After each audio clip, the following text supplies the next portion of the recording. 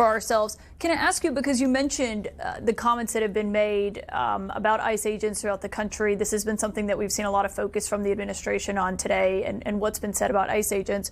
One thing that we've heard out of the West Wing recently was from a senior advisor to the president, Stephen Miller, calling Democrats a domestic extremist organization. As the head of the Department of Homeland Security, or the Homeland Security Secretary, would you agree with that characterization? No, we certainly have seen Democrats out there take extreme positions and support radical criminal organizations. Their support of terrorists like such as MS-13 and Tren de Aragua, and seeing U.S. senators go and have margaritas with them in a foreign country to support them and their child trafficking and human trafficking exploits, I think is a tragic thing to experience in the United States. Well, Chris Van Hollen said that was basically a setup by Bukele.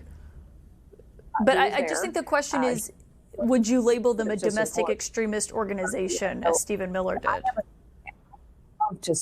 would love to see these Democrats denounce these criminals, these individuals that are out there trafficking drugs and trafficking our children, raping our girls and boys and selling them, and people that are out there committing criminal acts, robbing and murdering individuals. I haven't seen these Democrats do that, and they should. Gavin Newsom should. Tim Walz should. They should denounce these activities.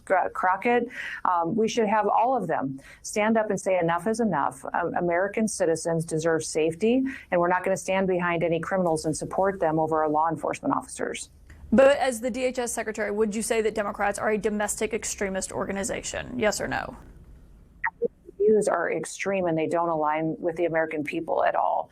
And I wish that our media, and I wish reporters like you, Caitlin, would talk about the victims every day that we interact with, that we send you the stories on that you refuse to tell, about the poor little girl and baby that was strangled yesterday by an illegal criminal and died. That baby died overnight. That was the first news I got this morning when I got up at 4 a.m.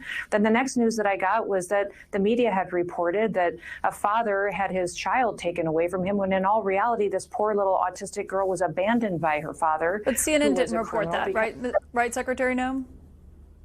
But you know what, Caitlin, just if you guys would just tell the truth about what these criminals are and what they've done in their history, we tell the truth and make it about the victim. That'd be fantastic. We send out about 5 or 6 different press releases every day correcting stories, and I'll send you the copies of the ones that you've gotten wrong that we've been able to correct. But these law enforcement officers are being demonized, and they should be supported because they have families too, and they live in these communities. Their kids go to school there. Their spouses go to work, and they just want to go at night and they're to make their community and their city safer. Secretary Noem, as you know, if we get something wrong, we correct it. But also what you just referenced there is not something that CNN reported. And obviously we strive